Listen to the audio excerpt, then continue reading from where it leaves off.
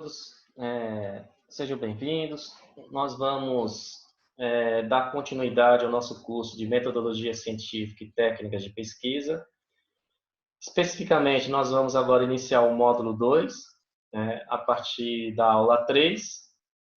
Eu vou compartilhar aqui a tela com vocês, da nossa apresentação. Então, o módulo 2 começa com a aula 3, que é o início do nosso estudo do projeto de pesquisa propriamente dito. E vamos começar a nossa aula conversando um pouco sobre a estrutura tradicional de um estudo científico. Mas antes, eu quero conversar um pouco com vocês sobre como é que é o nosso ensino superior, né? O ensino superior no Brasil. Né? Então, nós temos, como vocês sabem, graduação e pós-graduação. O que é que vem a ser a graduação? A graduação, né, nós temos vários tipos de modalidades. Temos o bacharelado, que é uma formação mais técnica. Engenharia, temos licenciatura, que é uma formação pedagógica para o exercício do magistério. Temos cursos mais rápidos, como, por exemplo, os cursos de tecnologia, onde se formam tecnólogos. E ainda outros cursos mais rápidos, né, que são os cursos sequenciais. E o que é que vem a ser lato sensu e stricto sensu, né, quando se fala em pós-graduação? Lato sensu significa geral, amplo, e stricto sensu significa específico, restrito, pontual. Então, a nossa pós-graduação, ela se caracteriza por dois tipos de cursos, né? O lato sensu e o stricto sensu.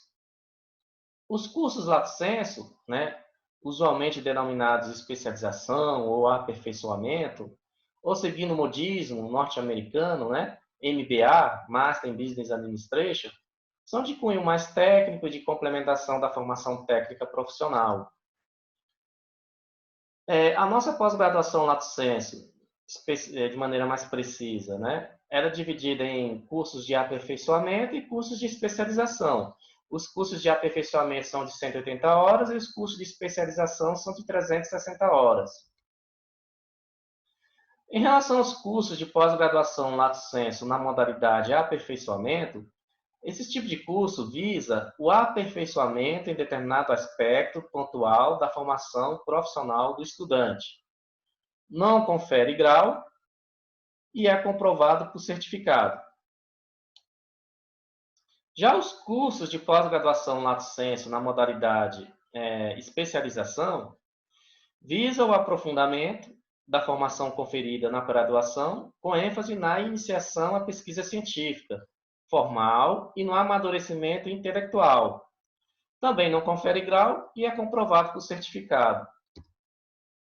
Agora, já os cursos stricto sensu, em seus dois níveis, que é o mestrado e o doutorado, procuram formar pesquisadores e docentes de ensino superior. São cursos, portanto, com características bastante diferentes dos cursos de graduação e de pós-graduação lato sensu, né? Nós temos o mestrado, ou o mestrado acadêmico, né? Visa a formação científica do graduado, que deve demonstrar um domínio mais complexo no campo da pesquisa, na área e no tema escolhidos. Neste tipo de curso, defende-se uma dissertação de mestrado, uma defesa pública, diante de uma banca examinadora composta por 3 profissionais qualificados, né, doutores. O resultado dessa pesquisa precisa ser relevante, né, e comprovar o amadurecimento intelectual, assim como conhecimentos relativos à bibliografia concernentes. Confere grau e diploma de mestre. O doutorado, por sua vez, ele visa a execução de pesquisa científica inédita, original e relevante para o progresso científico, proporcionando um grau elevado de formação científica e relativa independência intelectual do doutorando. Exige grande domínio do conhecimento específico da bibliografia concernente e dos procedimentos de pesquisa acadêmica, que deve ser demonstrado pela aprovação em disciplinas formais e pela escritura e defesa de uma tese de doutorado, avaliada por uma banca examinadora composta por 5 membros altamente qualificados, também doutores. Confere grau e diploma de doutor. Em resumo, no mestrado, a pesquisa científica ela tem que ser relevante. Já no doutorado, a pesquisa científica tem que ser relevante, inédita e original. Ainda o mestrado profissionalizante, que busca formar um pesquisador em área bastante próxima da aplicação profissional. Não se trata de um meio termo entre especialização e o mestrado científico, o mestrado acadêmico. É simplesmente uma forma diferente de conceber um curso de mestrado com aplicação direta do conhecimento gerado. Por exemplo, o mestrado profissional em economia do IDP.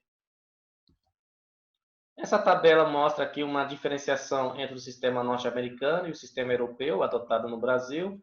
Como eu falei para vocês, por exemplo, os cursos no exterior, os cursos que equivalem a MBA, aqui no Brasil, eles são equivalentes a cursos de pós-graduação lato sensu, nas modalidades especialização ou aperfeiçoamento.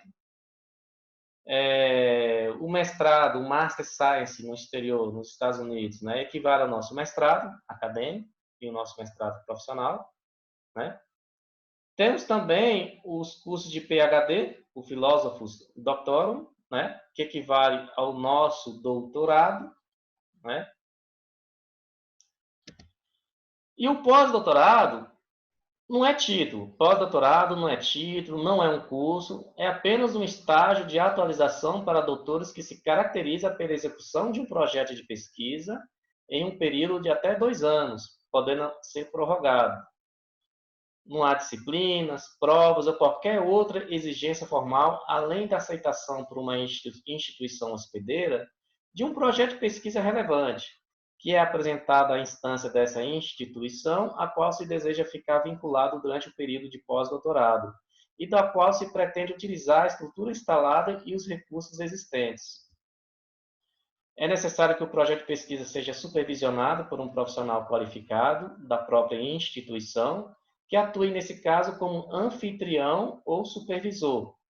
Muitas instituições exigem que o pós-doutorando ajude o departamento ou centro que o recebe com publicações, orientações, magistério, né, dando aula, né, em cursos, em disciplinas, né, do mestrado e do doutorado.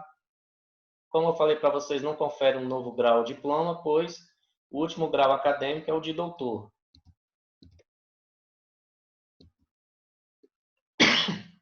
Mas aí, foi necessário fazer essa introdução acerca do nosso ensino superior para que vocês possam entender um pouco em que contexto o projeto de pesquisa se insere em cada uma dessas modalidades de cursos de pós-graduação, seja lato sensu ou stricto sensu.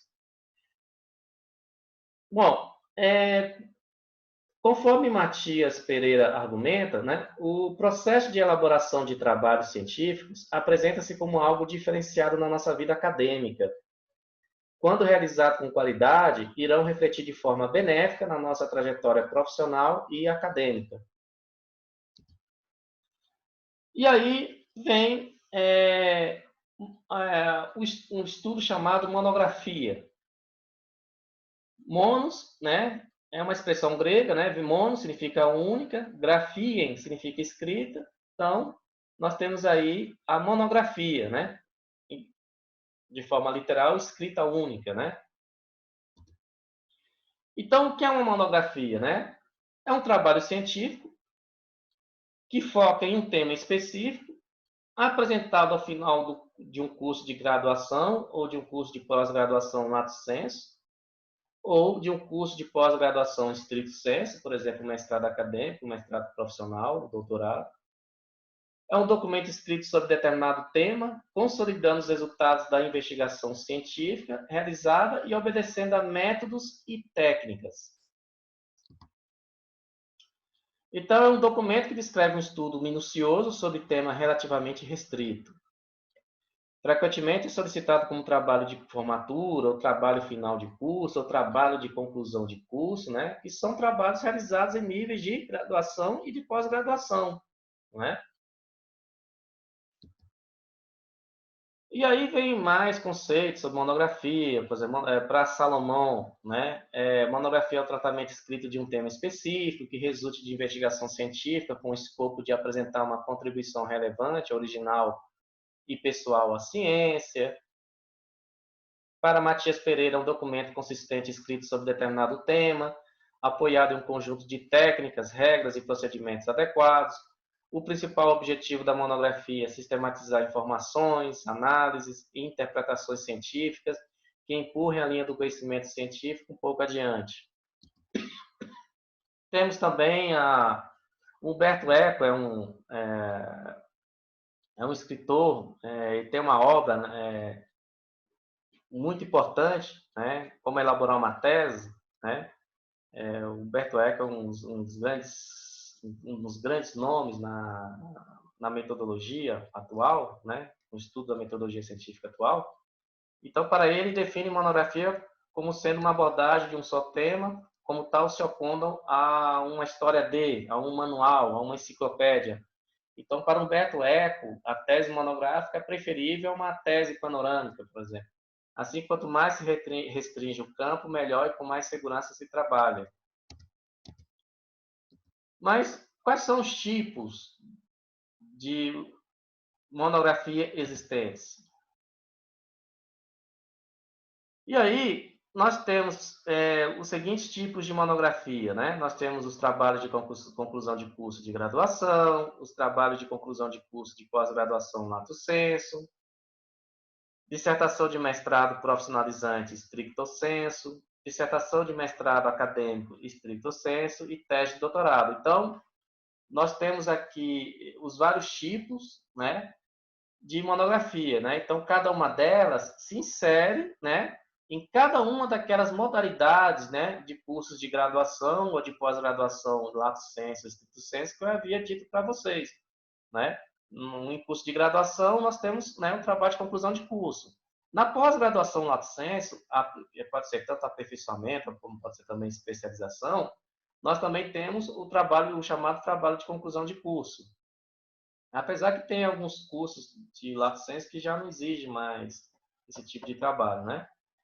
Já na dissertação de mestrado, né, nós temos o que? Já nos cursos de mestrado, nós temos o que? A dissertação de mestrado, né? Seja um curso de mestrado acadêmico ou um curso de mestrado profissionalizante. E no doutorado, nós temos a tese de doutorado, a tese de doutoramento, né? Bom, como eu falei para vocês, né, aqui como é que cada um desses trabalhos se insere nas diferentes modalidades de curso de graduação e pós-graduação no Brasil, né? O, é, a ABNT, ela define o trabalho de conclusão de curso de graduação como sendo ou trabalho de graduação interdisciplinar, trabalho de conclusão de curso de especialização e ou aperfeiçoamento, como sendo um documento que apresenta o resultado de estudo, devendo expressar conhecimento do assunto escolhido, que deve ser obrigatoriamente emanado da disciplina, módulo, estudo independente, curso, programa e outros ministrados. Deve ser feito sob a coordenação de um orientador. Já em relação à dissertação, a ABNT define da seguinte forma, né?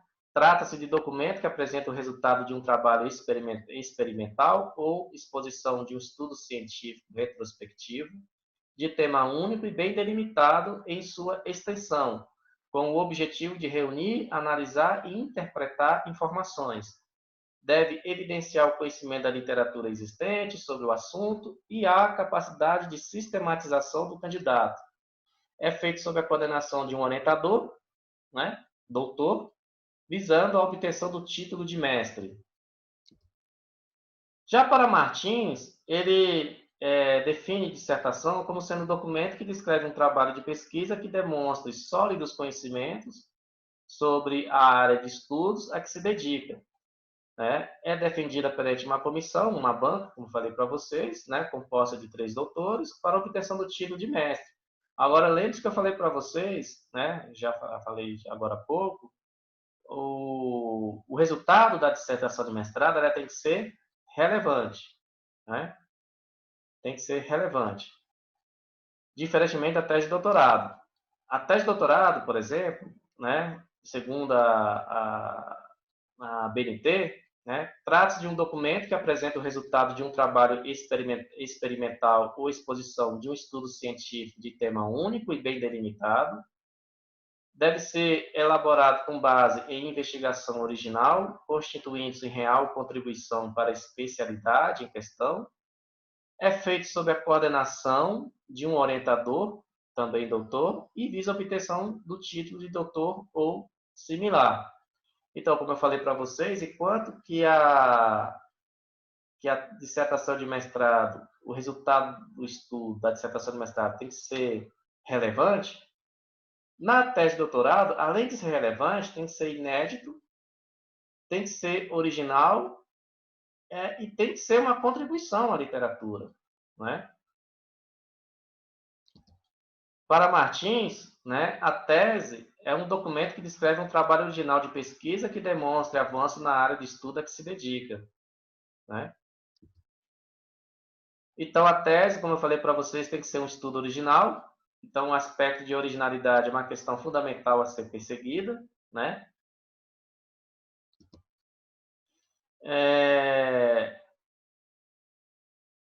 Pode-se utilizar a ocasião da tese, né? Mesmo se o resultado do curso do universitário foi decepcionante ou frustrante, né? Para recuperar o sentido positivo e progressivo do estudo, entendido não como coleta de noções, mas como elaboração crítica de uma experiência, aquisição de uma capacidade de identificar problemas, encará-los como métodos e expô-los segundo certas técnicas de comunicação, como bem expõe Humberto Eco. O trabalho de vocês, né, seja uma monografia de graduação, uma monografia de pós-graduação lato sensu, né, ou seja, uma dissertação de mestrado ou uma tese de doutorado, né, vai ser avaliado em termos de qualidade política e em termos de qualidade formal. Né? A qualidade política se refere aos conteúdos, aos fins e à consistência do trabalho científico. Já em termos de qualidade formal, refere-se aos meios e formas usados na produção do trabalho científico. Na avaliação de um trabalho científico, seja ele trabalho de conclusão de curso de graduação ou de pós-graduação lato sensu, ou uma dissertação de mestrado ou uma tese de doutorado, devem ser considerados o domínio de técnicas de coleta e interpretação de dados, o manuseio de fontes de informação, o domínio do referencial teórico e a qualidade da apresentação escrita oral, os quais devem estar em consonância com as formalidades rituais exigidas pela academia.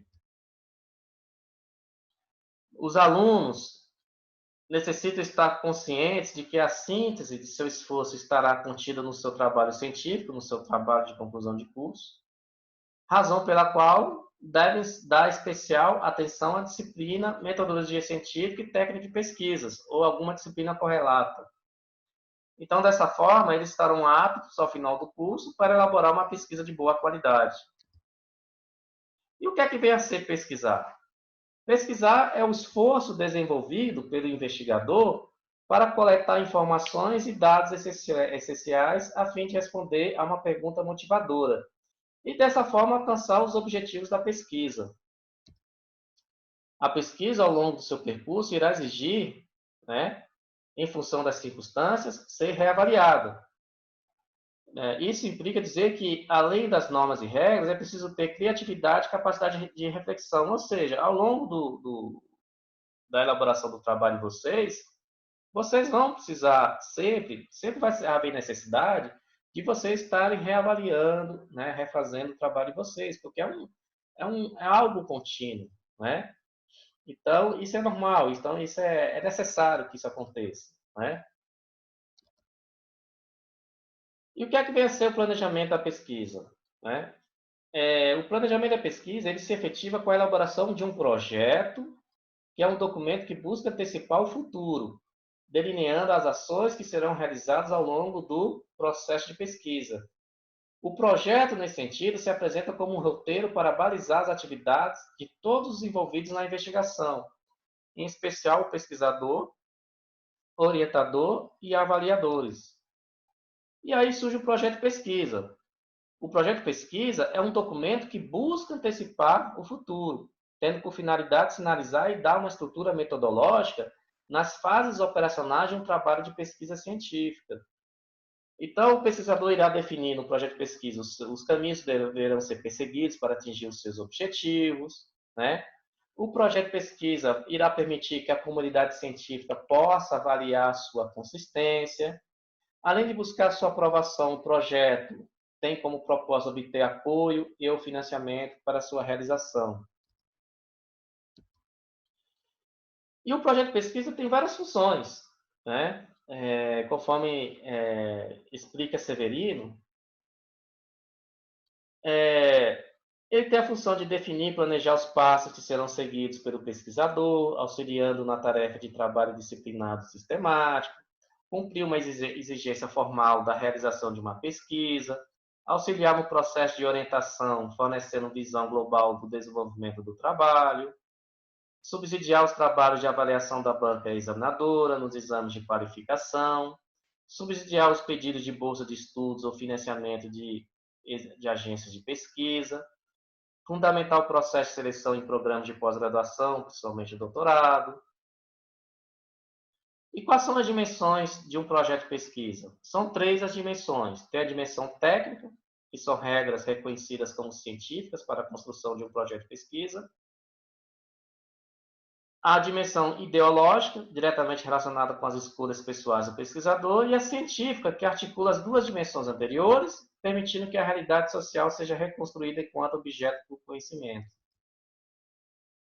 Então, a elaboração de um projeto de pesquisa, para que os resultados sejam satisfatórios, deve se basear em um planejamento cuidadoso, alicerçado em reflexões conceituais sólidas e em conhecimentos já existentes. O sucesso de uma pesquisa dependerá do ritual a ser seguido, do seu envolvimento com a pesquisa e de sua habilidade em escolher o caminho para atingir os objetivos da pesquisa. O projeto de pesquisa deve trazer elementos que contemplem as respostas às seguintes questões: o que será pesquisado, o que se vai fazer, por que se deseja fazer, né, a pesquisa, para que se deseja fazer a pesquisa, como será realizada a pesquisa, quais os recursos serão necessários para a sua realização ou execução, quanto vai custar, quanto tempo vai levar para executá-lo e quem serão os responsáveis pela sua execução. Agora, interessante que o Vergara ele levanta, né, que a relevância do estudo é a resposta que o autor do projeto dá à seguinte indagação do leitor: em que o estudo é importante para a área na qual você está atuando?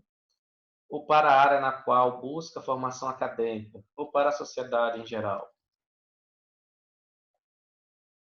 E aí, o projeto de pesquisa tem vários itens, né, que eu vou conversar com vocês aqui logo na sequência.